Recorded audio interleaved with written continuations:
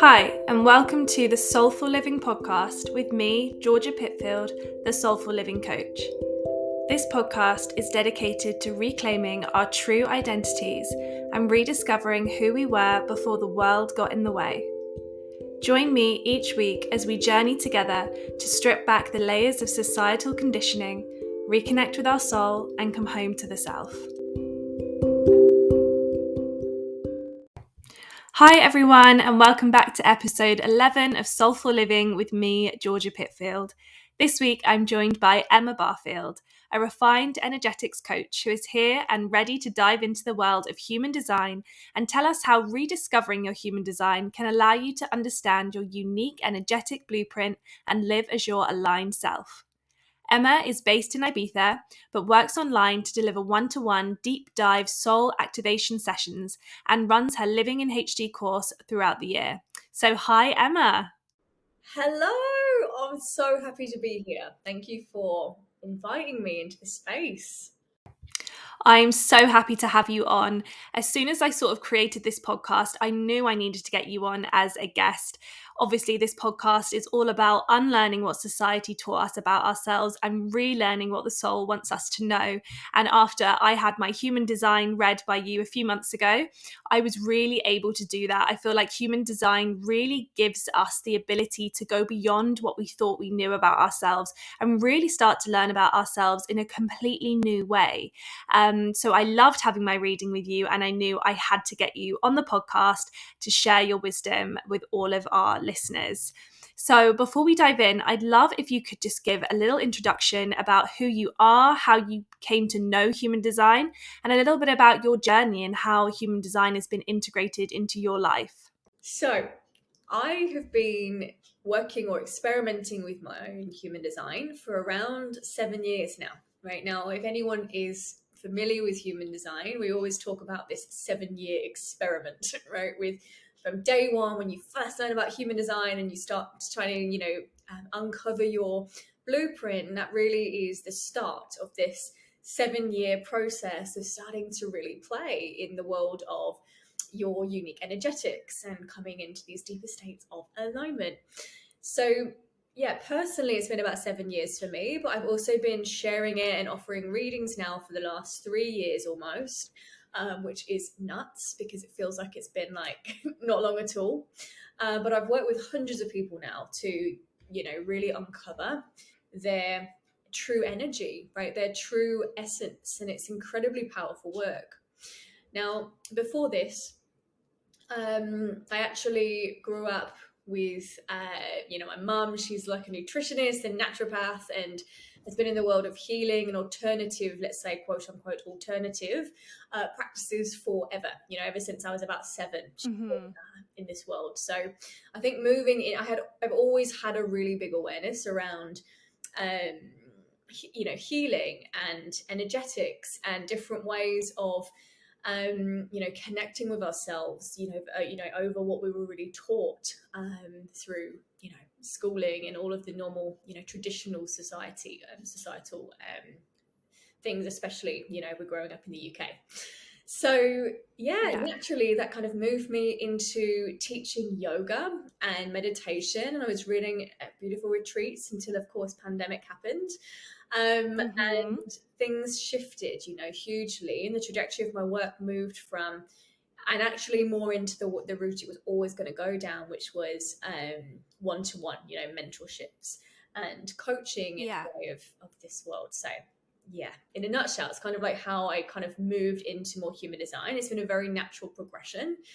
But to be honest, and I really had such clear, I know this is a space we can talk about this kind of stuff, I'm not like being like, crazy. I used to have clear downloads, when I was quite young, like around sort of 11, 12 years old. And I'd be having really, really like deep thoughts actually around all of us being incredibly unique and, having something to offer and having a real insight into energy. And actually, I was talking the language of human design decades before I even found these systems. And so when I found it, I was like, everything in my body was like, oh my goodness, they're speaking the language of my soul. Oh my God, I've never heard anyone speak about things like this before. Whoa. It's like Yeah. mind blowing. And it was completely like confirmation that it was meant to be a part of my own work in this lifetime, is sharing these tools with others, because it's been, and ever since I have, it's been super powerful. So Yeah. Amazing. And for anyone obviously listening to this who doesn't know what human design is at all, or maybe they've just seen different glimpse, I know there's like a mammoth of knowledge that comes with it, but are you able to give us a brief description of what human design is? You know, what kind of different teachings and theories is it made up of? What is it drawing on to kind of create these energetic blueprints of each individual person? yeah, of course. And if anyone's not sure what human design is, I'm like, do not fear. You know, I live in a little bubble. I'm like, oh, everyone knows what human design is, and then I come out of it and literally Yeah. like my neighbour or whoever, and they're like, what are you talking about, mate? Yeah. Designing humans. Like, I actually recently was with family at home, and I haven't seen some of them for years. And they were like, so what do you do now? I was like, oh, I share something called human design. And you could just see their faces like, right. Like, are you in some sort Yeah. of doing? So human design is a Yes. synthesis of lots of different modalities. It incorporates astrology, the chakra system, the tree of life, which is part of the Kabbalah, the incredible I Ching system, and also quantum physics, right? So it's not casual, right? It's drawing from a lot of incredible ancient wisdom and ancient technologies. Yes. And what I really, the easiest way for me to describe it, you know, a lot of us know, we're like, oh, what's your star sign, right? We're used to that kind of chat. And human design just goes deeper. It's like, actually, well, what's your design? Because beyond your, you know, Virgo sun or whatever it might be, actually, you know, there's even more nuance to you and other ways that actually you get to step deeper into alignment, right? Because some people just don't actually resonate with their star sign, right? They're kind of like, oh, okay, yeah, I might be Leo and really bold and, you know, all of the things, but actually they've also got a very different aura field, you know, that we call it aura in human design. They might be a projector, where actually they actively are not someone that's going to stand out in this bolshiness of that Leo fire. Actually, they kind of work with energetics that are like feeling more reserved. And so it gives us so much more nuance into our personal flavor when we start to look at it. So essentially, what we're really looking at when we look at the chart is the blueprint of your soul, right? And actually, it's probably better to describe it for people that are like not cosmically inclined, right? It actually is really practical, right? And it's so useful, right? Because all of us are a product of our decisions and how we go about life, making decisions, all of the things. So, yeah, we can look at it really practically, as in we are all a product of the decisions that we're making, right, from day to day. And so often we just don't have awareness around our internal compass, our internal system, actually how we actually want to say yes. You know, so many of us are showing up to things that we feel obliged to or feel like we should do. We're looking around us at society and thinking, oh, that's how my business should run. Oh, that's the trajectory. That's how my life should look like. And so we're saying yes and agreeing to things and making decision on things that we don't even know at times aren't actually good for us. It would just be that we get to some sort of stage in our life and we go, whoa, did I sign up for this? Is this what I want? Is this who I am? Right? And so when we use the system of human design, which is essentially stripping everything back and saying, hey, this is a potential for you to tap into what actually feels good for you to move further in, deeper into alignment. And it brings us this ability to make better decisions, to be clear on actually what feels like a true soul yes, right, in our body, versus an obligated, like, oh, I should do this, and therefore I feel safe and comfortable because this is what everybody else is doing, right? They're very different. And so what we really look at when we're working through the charts is looking at your inherent nature, as in what's actually naturally, truthfully you, versus what might come naturally to you, right? Which is your conditioning, Mm. shoulds, the pressures, the stress, and they are two completely different things. And so that's where we can really use this system to, yeah, open Yeah. up this whole can of worms. Yeah. Gosh, yeah, it's so interesting. And I remember when we had our reading and we spoke about, the soul, yes, and where it sits in the body. And it really is like these light bulb moments, because especially for me, I definitely have been someone, excuse me, who has said yes a lot to a lot of different things, trying to people please and doing things because I feel I should be doing them, and actually getting myself super stressed and aggy and annoyed at everything because, like, for example, I was always a lists person and I would write lists all the time because I like to be in control. I do like the element of control. So I like to write lists because I'm like, yep, everything's like going the way it should. But like I would write a to-do list for work at the end of the day. And the next morning I would come in and I'd be like, oh, no, screw that, throw it in the bin. I've got something like a new list to write.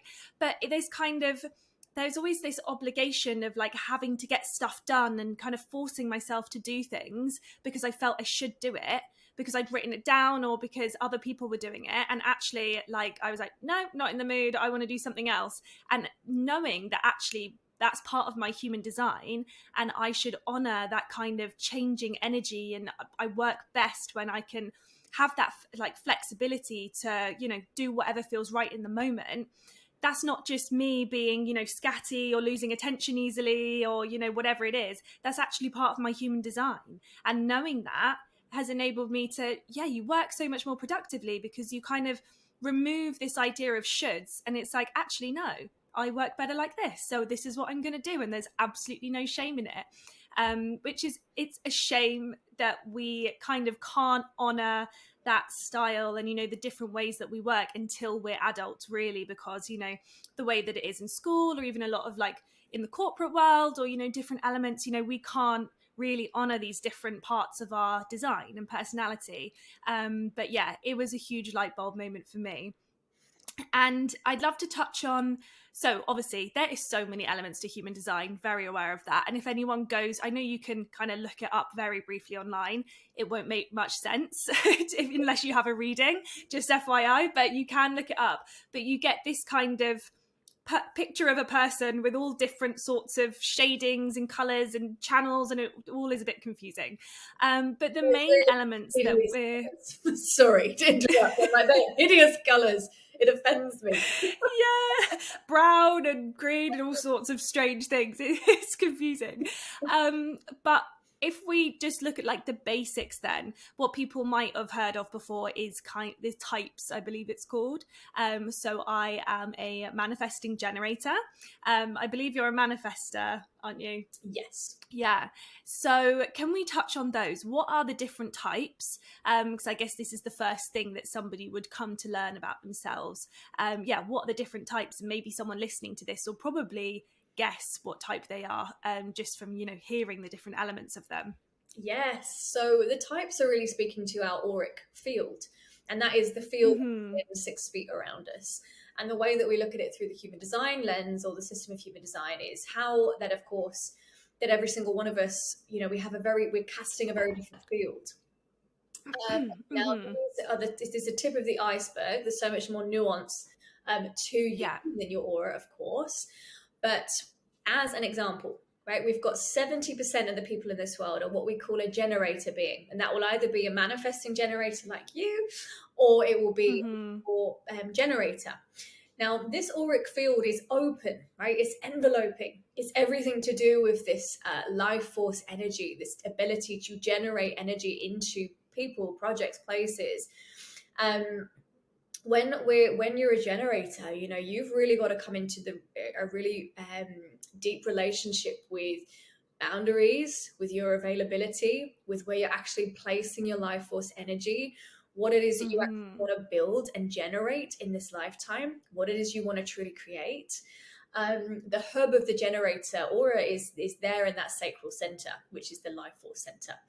And so generators really are here, and they're setting a precedent on this planet for what it is to really have healthy life force energy, what it is that you truly light it up by, right? And here's the thing, right? We've got 70% of the population with this aura. It's nothing to do with, by the way, being like, oh God, I'm the boring one. I'm the boring aura. Everyone's a generator. Right? I'm like, I know you always want to be the one that's like only 1% of the population. right? And I'm like, no. I'm like, if only all generators knew the power that exists within that sacral energy. We actually don't have a clue as a society or a world really what it is to have healthy life force energy, to be placing it into things that are truly yeses for us.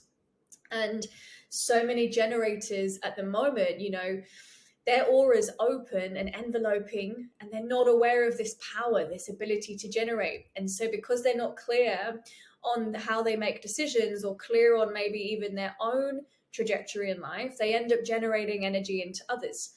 And so really powerful. Like, I'm really into supporting the reclamation of generators, calling back this life force energy and starting to sit with, where do I want to place it, right? Where do I want to put it? Powerful energy though, right? Like, you as an open, if you are a generator, please know that your aura is open. So people are drawn to you. They're like bees to honey, right? If you're someone listening to this that even might be a coach or a facilitator of some kind, or any position really, people are drawn in because they want to feel your energy. They want to feel that life force. They want to get that injection of that energy. And so it's big. You've got to be healthy and fortified there. We don't want our generators burning out. If you're burning out as a generator, it's usually because you feel like you're placing that energy in places that actually just don't bring you joy, right? Don't blow you up, and it's big.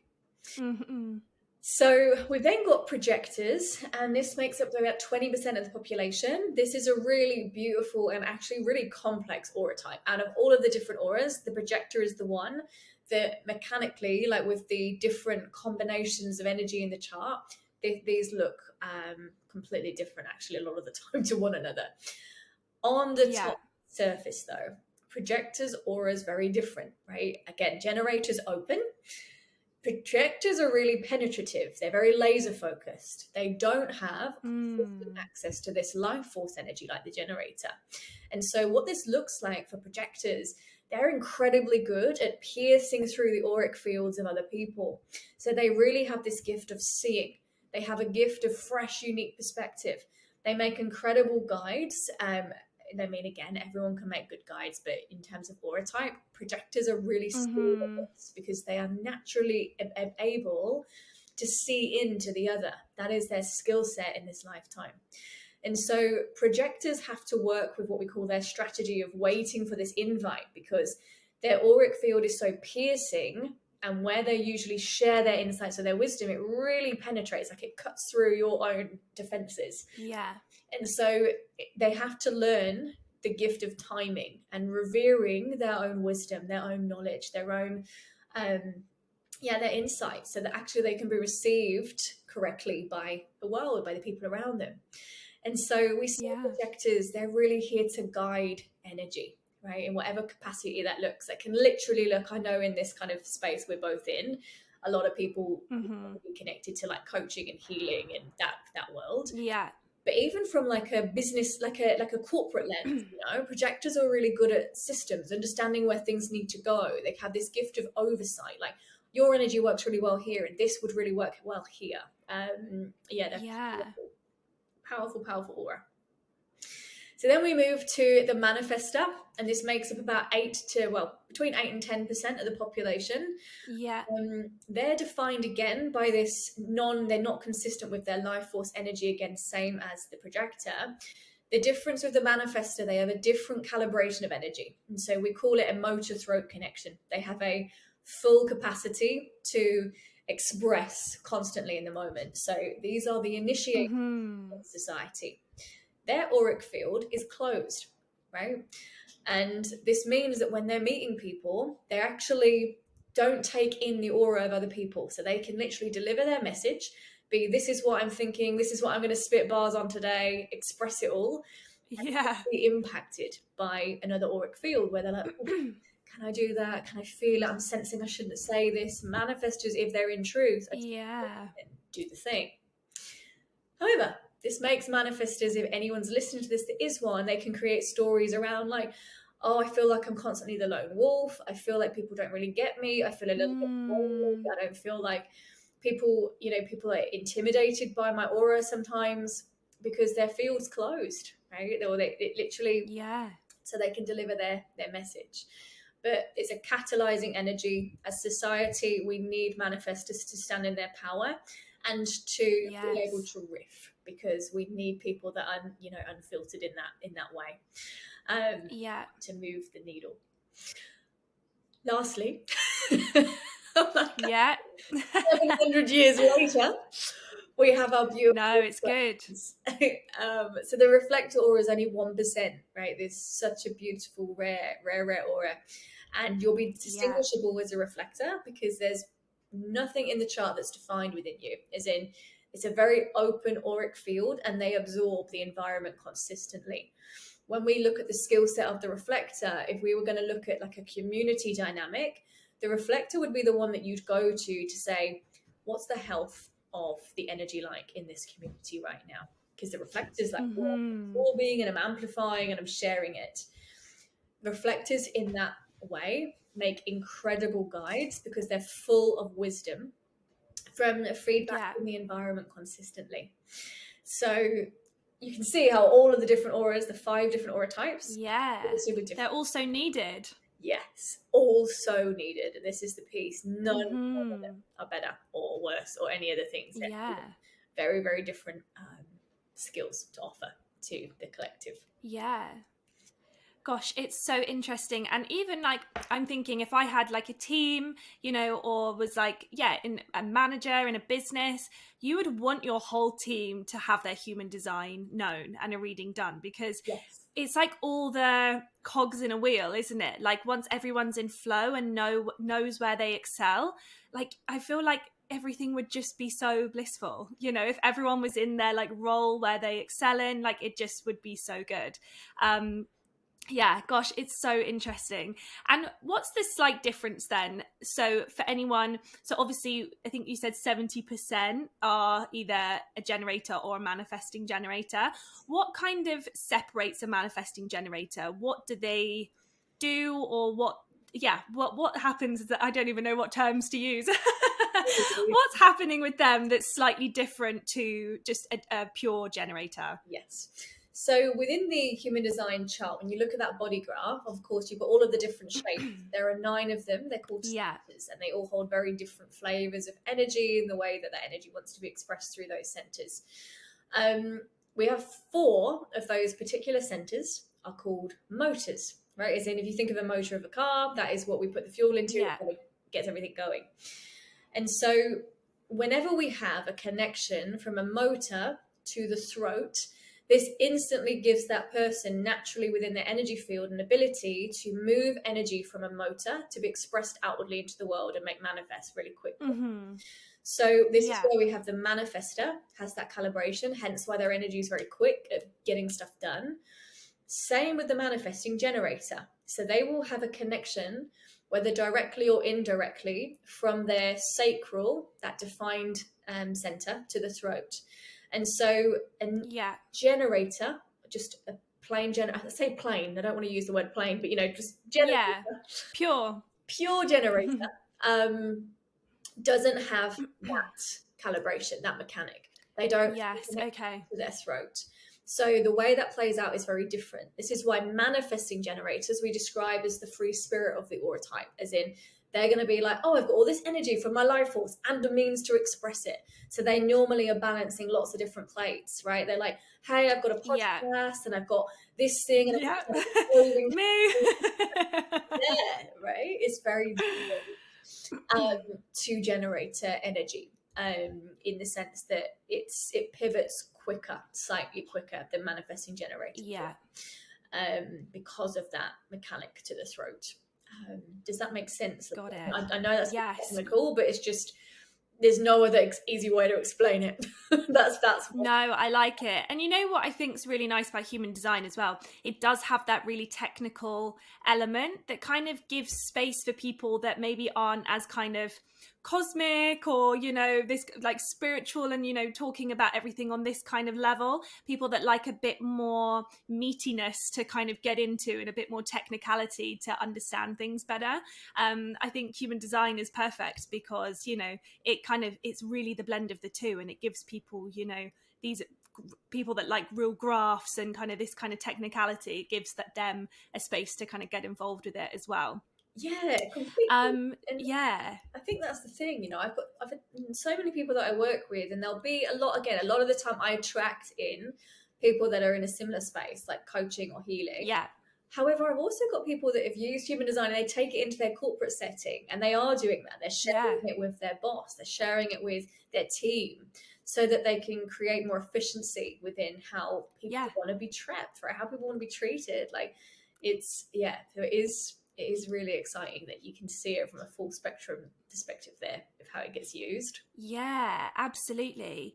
And with human design, we say it's kind of the unique energetic blueprint. So would any two people have an identical chart? Because I know beyond the types, you know, there's the different energy centers, there's the channels and all sorts of different bits in the graph.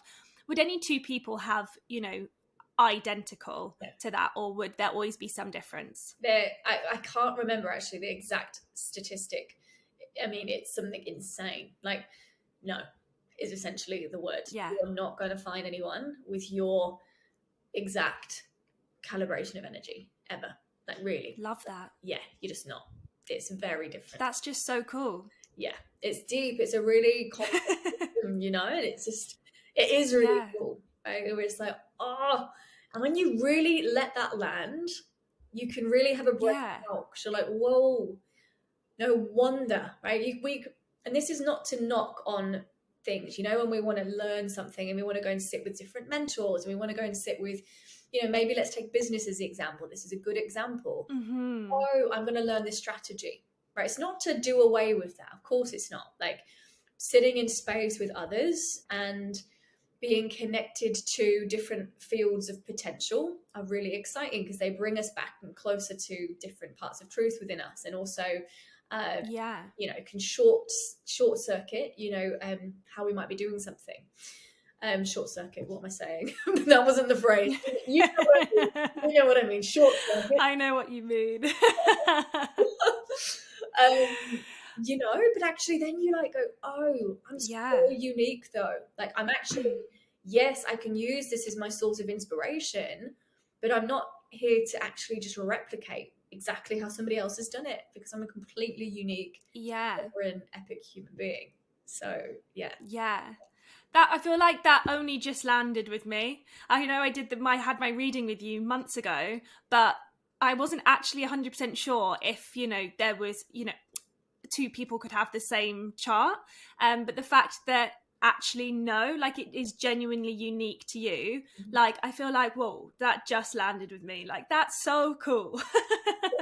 I love it.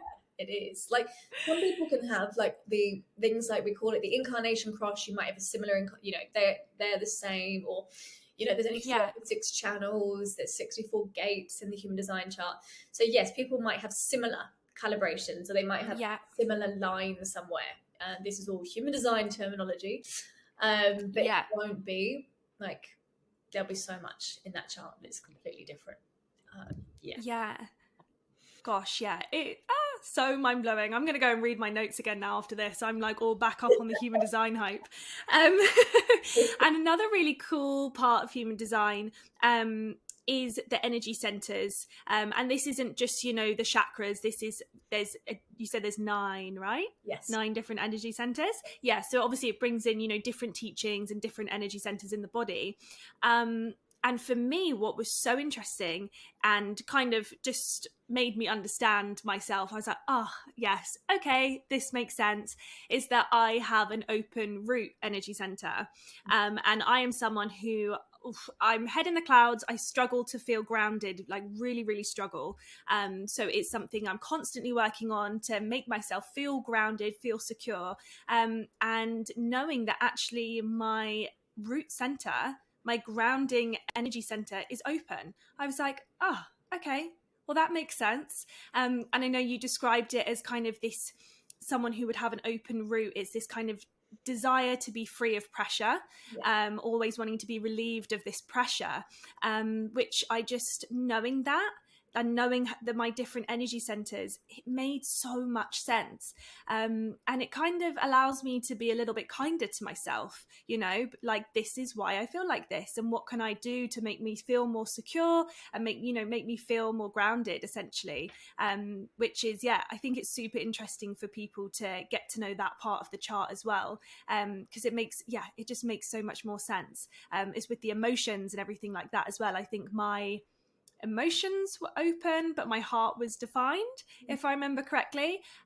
Which, even if you're looking into your relationships, you know, with me and my relationship, I was like, oh, okay, makes so much sense. Like, this all makes sense now. And it allows you to just have this really cool understanding of why you might react a certain way to something, or why, you know, you might get a little bit more upset over certain things or feel unsettled in certain situations. Like, it's literally all there. Like, it makes sense. Yes, completely, like completely. And just to speak to that, so the centers, they'll either be what we call defined, where you will be consistent with the energy there, or more consistent with the energy there, and that's when you're in color. So if your center is in color, that will be definition for you. And where it's white, you're undefined or open. And these become receptor centers. So actually, when we go out and meet life, we're actually absorbing energy into those white centers, and we amplify it. So as you were just sharing there, Georgia, with the root, this is such a biggie, because this is connected to stress. They're actually, most of those gates are connected to our adrenals within the body. And so it's a biggie, right? Because if you're someone that is open, meaning you're going out into life and you're amplifying stress, it's a lot. It can feel very overwhelming. This is why that open root feels like it's constantly needing to be free of pressure, which is where we're kind of making to-do lists, right? Constantly sitting there, constantly like internal dialogue all day, like there's so much to do. And oh my gosh, it's one of the centers, actually, like when we're speaking about manifestation or starting to looking at our capacity to receive life, this is a big center to look at, because when we are not in a good relationship with stress, as in we always feel under pressure, when we start to, you know, when someone says dream big, girl, or like what's your vision, that can feel incredibly overwhelming. So we're like, well, gosh, my body's already not handling stress. Anything more that's new, anything that might feel like it's stretching me, I don't know if I've got capacity for. And so it can really distort our relationship to manifestation, is if we're not managing stress correctly. And so I used to, you know, give this as just a simple example to the open root, but actually it's as simple as just starting to relax, right? Relax the perineum, right? And so I've said this to someone before, and they were like, so relax your butthole and then do your to-do. I was like, yes, kind of. It's kind of like that. Because we're constantly stressed there, and it's the root of the body, it's connected to the perineum as well, like in terms of, you know, location. It can feel like we're consistently squeezing all day. Like, I also have an open root, so I get really uptight with things. And so now, before I'm about to go, what am I doing this week? I just relax, right? What's actually a priority today? Rather than me go through this list of 25 things, how about I do something else? You know, how about what we want? What's priority? What needs doing now? Like, let's just move the rest of the things. So, yeah, I like that you brought that up, lovely, because it's a big center. Yeah, for sure. And so I'd love to hear, how has learning your human design helped you to be truly aligned in kind of your life and your business? I mean, I'm just kind of dipping my toe into the world of human design, and I'm already seeing how, you know, it can help me really honor who I am. Obviously you've been doing this for quite a few years now, so yeah, how has it helped you to just really live your truth and reconnect with who you actually are, rather than who society is kind of trained us all to be? Yeah, I love that. I mean, to really speak to it, we call it the deconditioning process. That's the label that we give it in human design, when we're starting to decondition the ways that we think we should show up to life.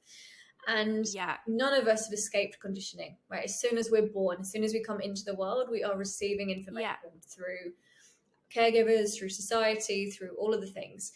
And then, of course, we have our human experience on top of that, like how we're viewing the world, you know, what it is that we get congratulated for, what it is we've been celebrated for. We begin to make stories around, oh, this is who I should be then, because this is how I receive love. And so we've got all of that conditioning, right? Now, this is where this probably isn't the thing to say, but it is the thing that I'm going to say. Yeah, go for it. This is a system like so many of the other incredible modalities and systems out there, right? And I never ever want to say that I'm championing that this is the only system, right? Because do I believe that we can come back to the truth of ourselves without any system? Yes, right, of course. Yeah. What human design offers us is it's again, I like to just, it is called the experiment in terms of the language in human design, but it's just an opportunity to play in a different field of potential, right? It gets you to sit there and say, right, let's just imagine that this was truly my inherent nature right now. Example for me, I'm a manifester, right? When I found out I can't tell you how much sense that just made, right? In all of my life, I was like, oh my God, I'm so seen. Right? Okay, breathe. That makes complete sense. And it gave me this huge relief to start looking at all of the stuff I'd started to maybe deny within myself, like deny this ability to catalyze action, deny or made it mean that there was something wrong with me. The fact that I felt like when I'd meet someone, it would feel quite intimidating, or that I had this kind of Marmite energy, you know, that's a manifested trait, the repelling and the closed aura. And rather than create stories around it that were really personal, it was like, oh, this is just energetic. This is literally how I'm being received. And this is how my auric field wants me, you know, and needs me to be received so that I can do my thing.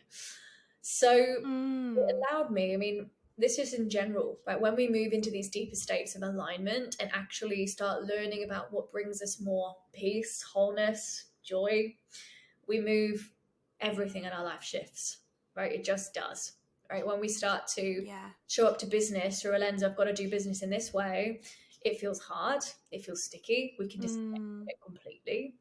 When we start to actually go, oh, hang on, naturally, I'd kind of only want to do business, you know, 2 days a week, and actually I'd love to be enjoying my life for the rest of it. Is that possible?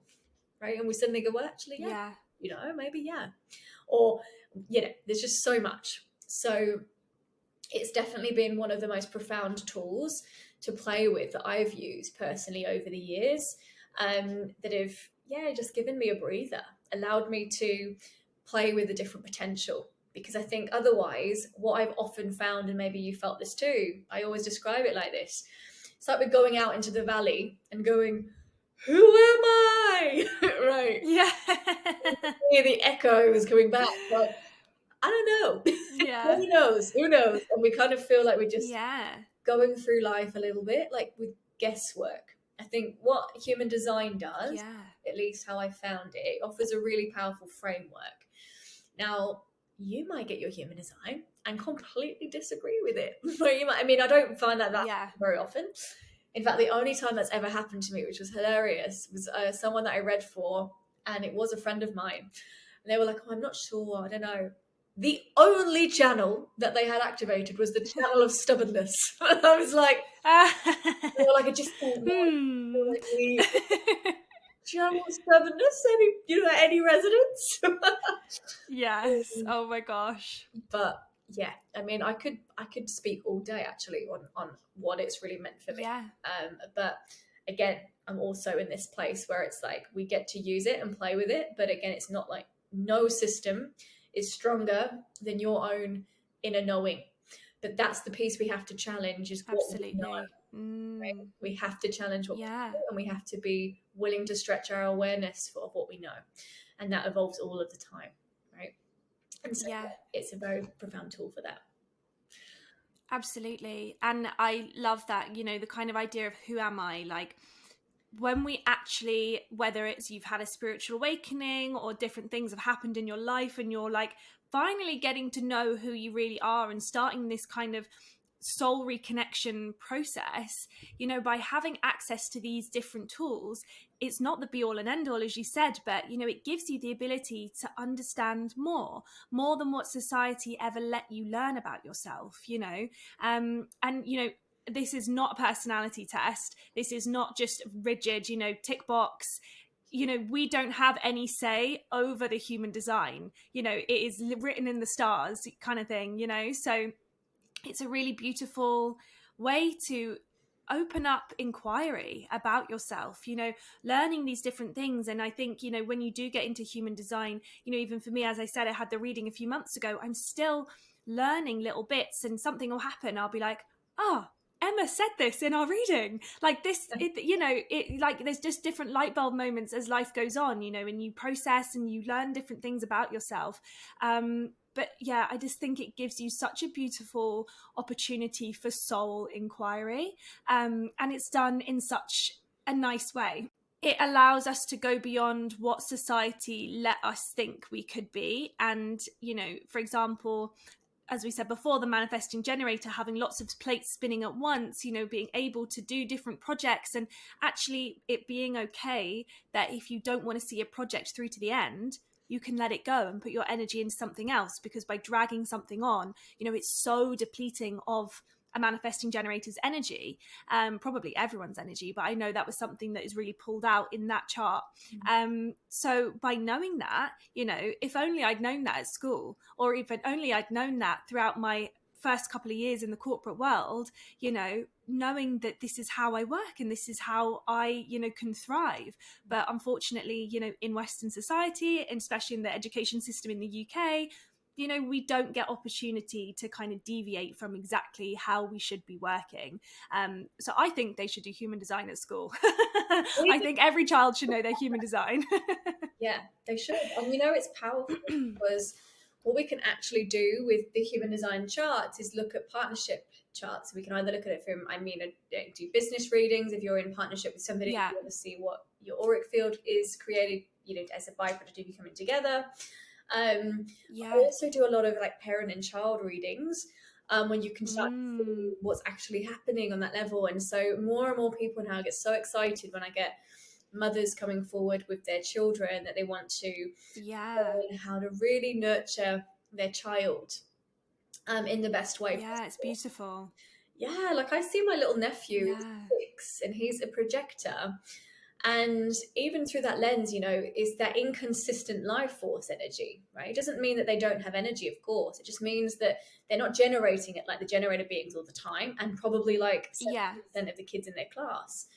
And so they have a very different way. Like actually, when we were working with the open sacral center, like 30% of people are, we need a lot more rest. Work looks very different to us than it does to generator beings. Yeah.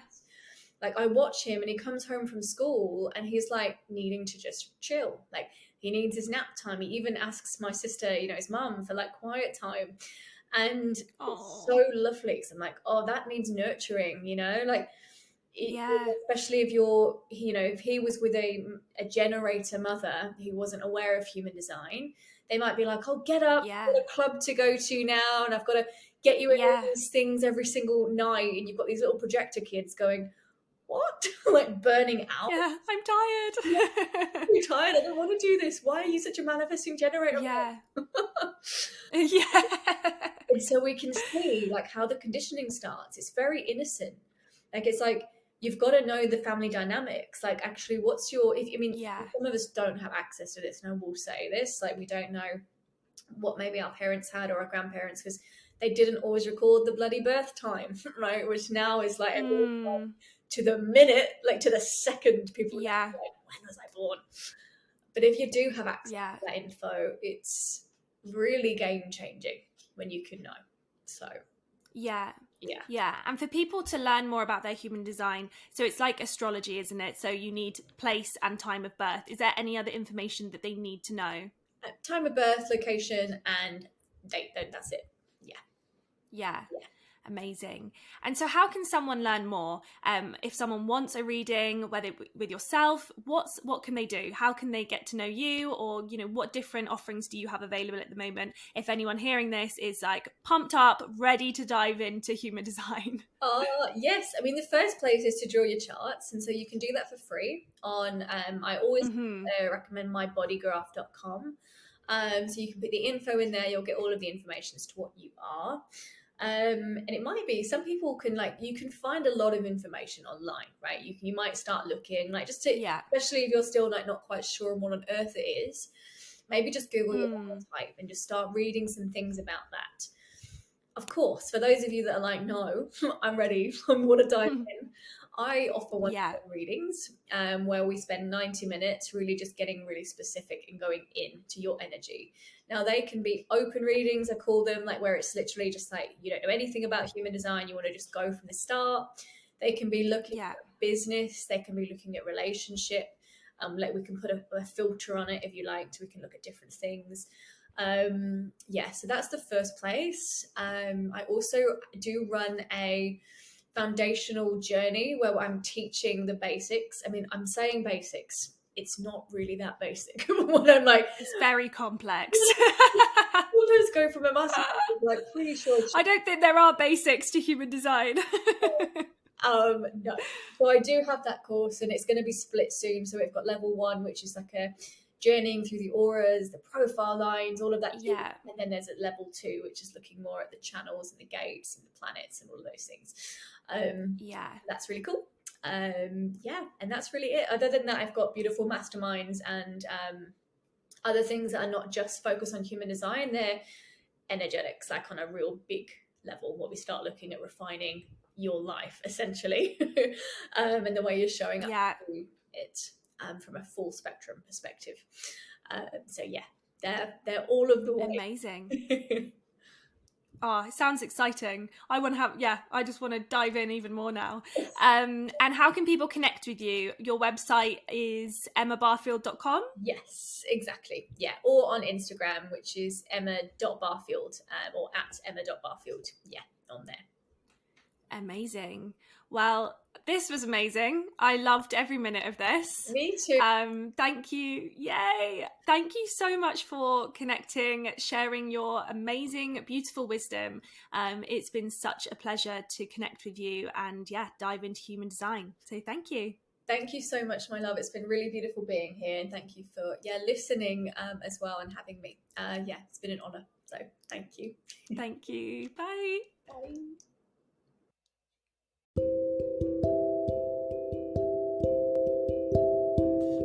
Thank you for listening to the Soulful Living podcast with me, Georgia Pitfield, the Soulful Living Coach. If you liked what you heard, hit subscribe wherever you get your podcast to be the first to hear new episodes, and make sure to connect with me on Instagram at Georgia Pitfield.